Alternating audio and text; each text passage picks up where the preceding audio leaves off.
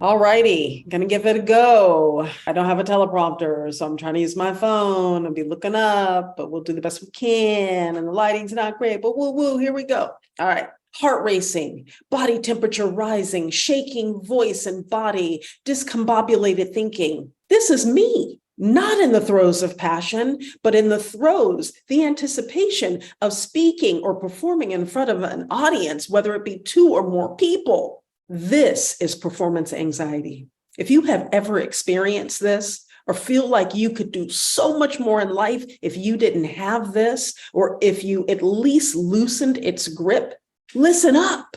Greetings. My name is Dawn from Project Liberate, where I'm concerned with all things that have to do with liberation. Please watch my previous videos and build your life fitness if you too want personal liberation. We're all on a spiritual journey.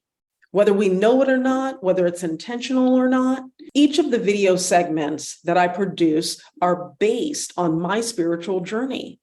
Now, our journeys look different, but the lessons are universal. Same themes told through different stories. Because it has meant so much for me to learn what I've learned and continue to learn, I'm sharing it. Through these videos, perhaps I can help or support someone. That's the offering. I'm the vehicle. Please remember to like, subscribe, share, and comment if you find the content in this video valuable. I feel like I'm talking down to you. I hope it doesn't feel like that. Hold on, Sorry, Neil. I just switched some stuff up and hopefully it don't look too crazy. All right, anyway. In this video, I'm going to share what causes performance anxiety. What are the 3 most common ways of treating it? My experience with it of the stage fright variety, and what strategies I'm learning to deal with it.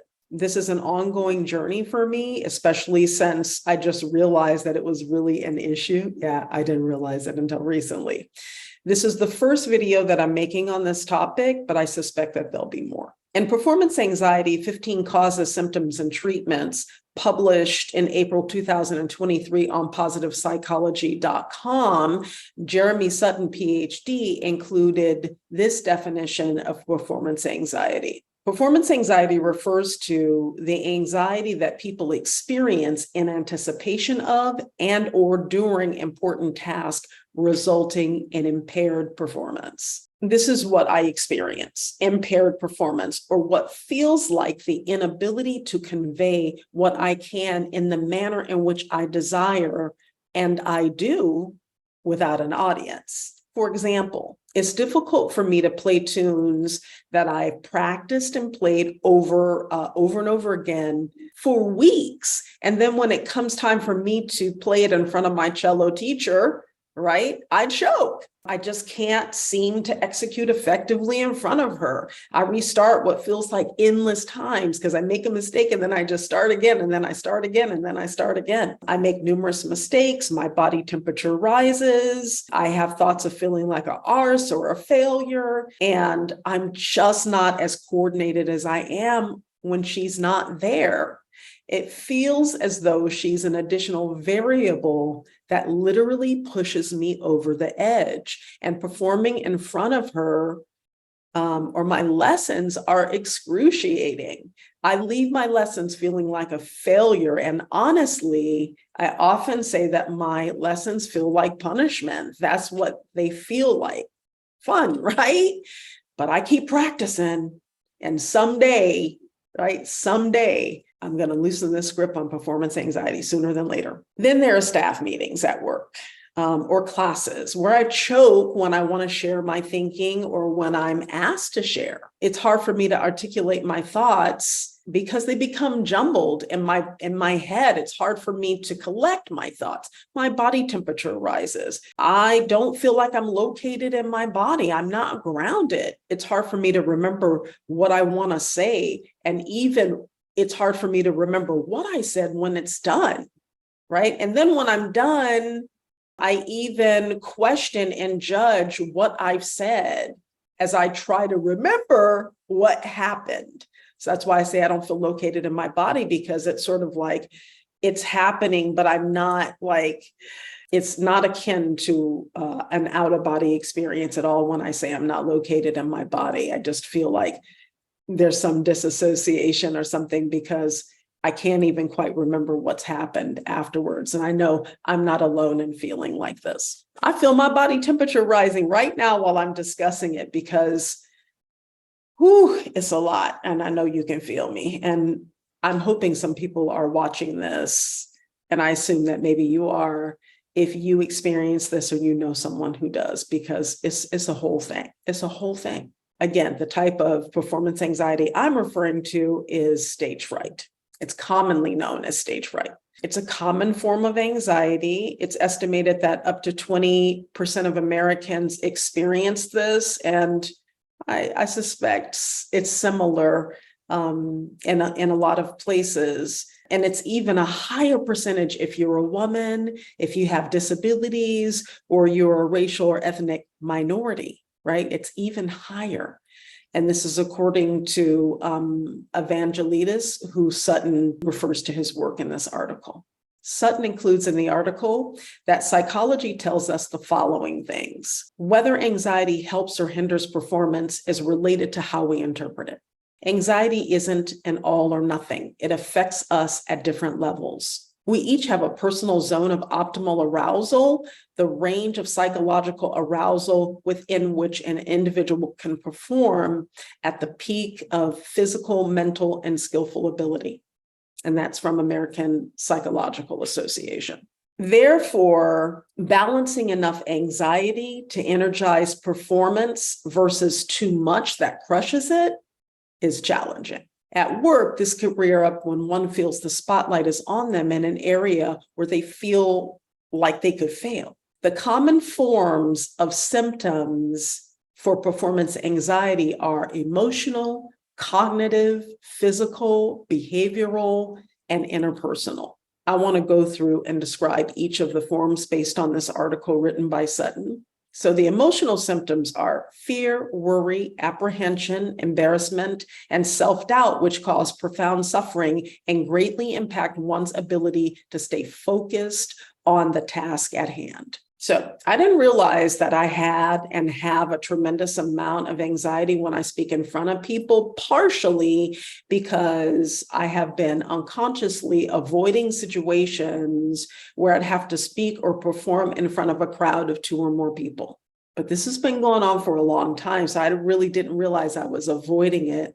I think I was telling myself different reasons for why I didn't want to do those things, so I didn't realize that it was based on anxiety. I just wasn't aware that I was avoiding these situations, and enough time passed between each situation maybe or opportunity that I just didn't realize how serious the anxiety is. And it is serious, and it's serious because of what I've gone through and what I go through, like physically, emotionally, and mentally, and because of how limiting it has been to structure my life to avoid such situations and opportunities where I felt like I was thrust into the spotlight. And you'll see a little bit more about this like later on. Cognitive symptoms. So performance anxiety can lead to negative thought patterns, including excessive self-criticism, unrealistic expectations, and a heightened focus on failure. Such thinking contributes to the cycle of fear and reduces an individual's self-confidence. Basically, having this type of anxiety can create a nasty self-fulfilling prophecy loop where your thoughts set you up for failure. And then you fail because of the oppressive thoughts you're having are making it hard to win. And then that gives you evidence to prove that you're a failure. And then that impacts your self-confidence, right? Again, making it really hard to win. Tough, yeah? So the physical symptoms. The physical symptoms that I'm familiar with that are included in this article are an increased heart rate. I've already mentioned that a few times. Dry mouth, being trembling or shaking, having an increased body temperature, sweating, having tummy issues or gastrointestinal issues, and a tightness in the body. Physical symptoms can greatly impact cognitive and emotional symptoms by making them worse. Behavioral symptoms. Cognitive, emotional, and physical symptoms can result in behavioral changes including avoiding situations that trigger anxiety, withdrawing from social interactions, and displaying impaired performance. So interpersonal consequences. The person with performance anxiety may be perceived as standoffish or aloof or distant, which could result in strained relationships. Sounds familiar. In the article, Sutton pinpoints 3 common causes for performance anxiety, and they are fear of failure, unrealistic expectations, and a lack of confidence. So let's talk about those a little bit. Human beings are proficient in what-if thinking, considering and anticipating all the things that could go wrong, which undermines our performance. Something else that humans, or me, lean towards is perfectionism. So setting the bar so high that I can't possibly achieve whatever unrealistic goal I have set. And this results in failure. And it provides even more evidence that will undermine my future endeavors because it's evidence that I fail at things, right? And so then there's that nasty self-fulfilling prophecy loop popping up again. Lack of confidence is another visit to the house of the self-fulfilling prophecy on loop. When we don't think that we can achieve something, those thoughts will absolutely affect our ability to win, in this case, perform. Delving into the cause or causes or contributing factors that spurred the performance anxiety I experience has been and will continue to be an interesting investigation and exploration. Trying to recall when I first noticed myself experiencing performance anxiety, or what about my life contributed to what I experienced, or what opportunities have I turned away from because I had to be out front and center and didn't dare to. How has my life been formed by not wanting to be seen? I haven't discussed this, not wanting to be seen, but I'm going to do a video on it.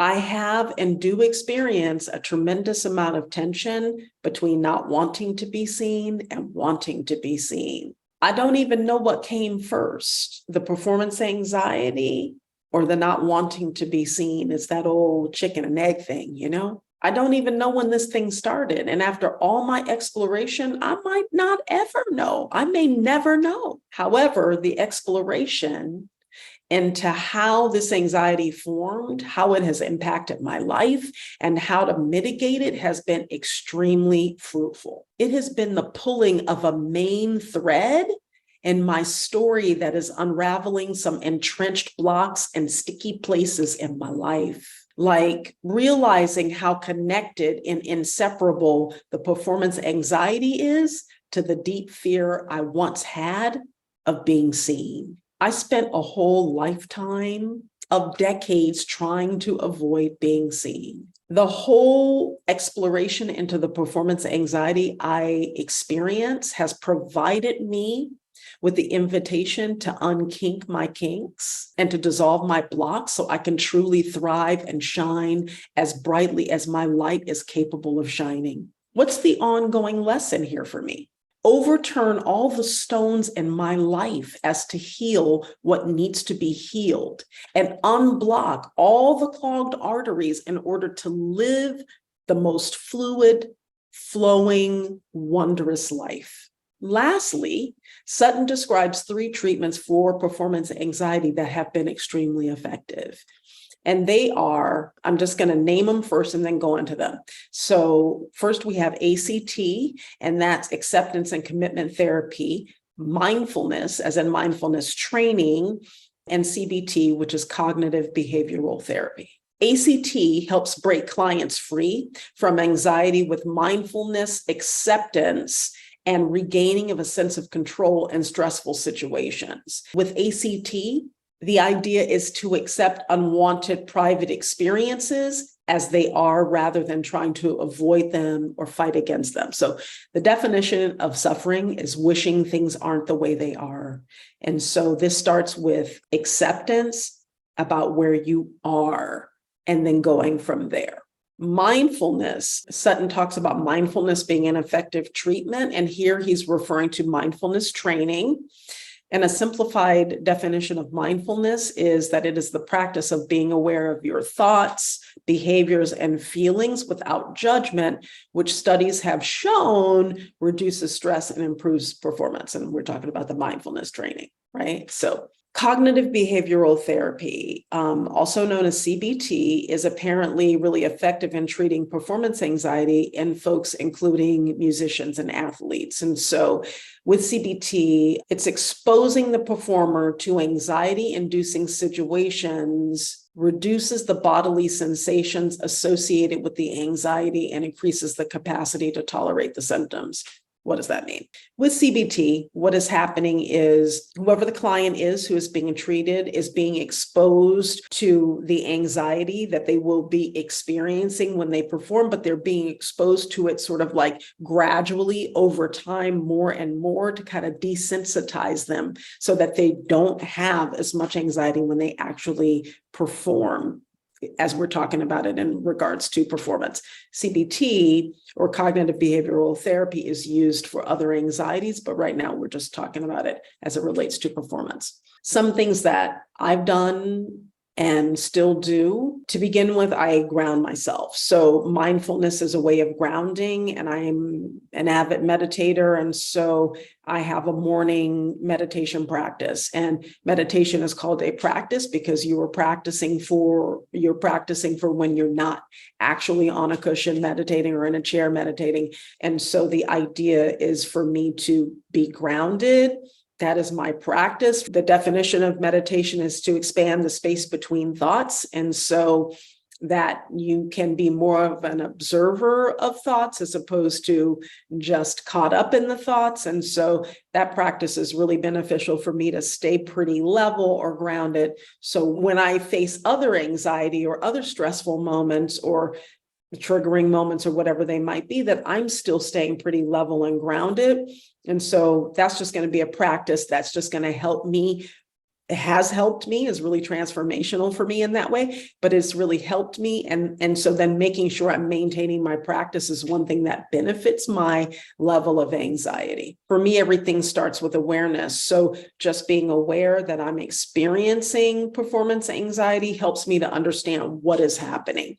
Right. So before I noticed that certain things were happening, even more so lately, like, oh, my body, I'm getting hot and I'm can't collect my thoughts and I can't perform when I'm playing cello. So, but if just knowing this is performance anxiety that I'm dealing with, just the awareness of it gives me a different relationship to it. Cause I'm not, identifying with it like, oh, this is me. This is just me. I can't do this thing. No, it's performance anxiety that I'm dealing with. So in mindfulness or meditation, like you're also, because you're creating space between the thoughts, you can look at the thought and you can have a little bit of distance from it to go like, oh, I'm having that thought. That's awareness, is recognizing what you're thinking when you're thinking it. The other thing for me, that I done this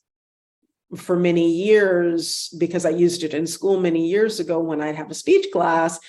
But for everything that I do, when I have the opportunity to prepare, because see, you don't always have that opportunity, but when I have the opportunity, then I'm well prepared. I'm well studied. So I'm I'm preparing to become a life coach right now. And so when I know I have classes, I do my homework, like I'm well prepared. I can have a conversation about it. If someone, number one, I'm doing that for myself. That's integrity, is me, being prepared, doing the work so that I can serve people that way.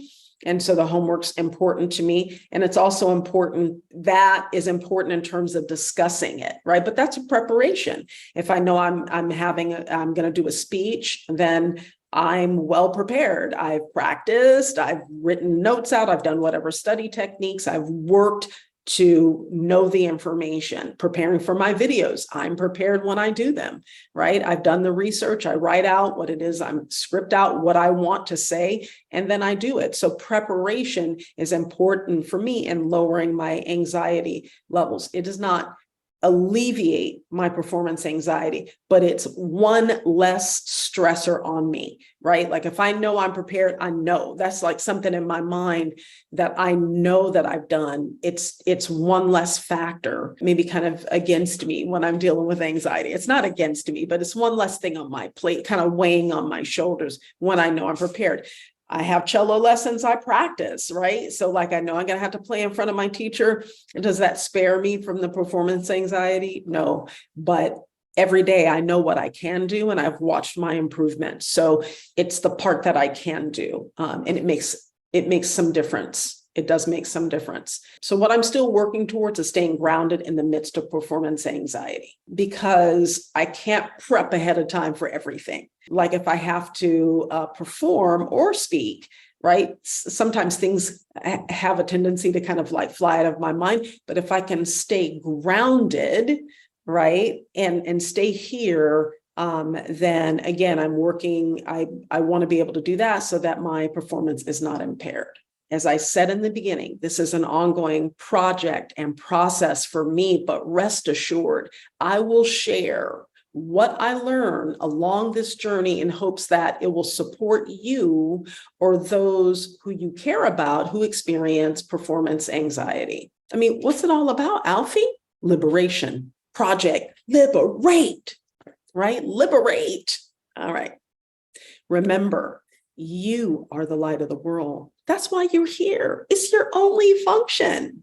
I am the light of the world. That's why I'm here. It's my only function. May you be well. May you be happy. I'm out here in these Portuguese streets and I don't speak Portuguese, but I was in France. So it has been a 721 Yellow Banana production, Got to add a little Jamaican in there. Please remember to like, subscribe, share, and comment if you found the content in this video valuable. I really appreciate it.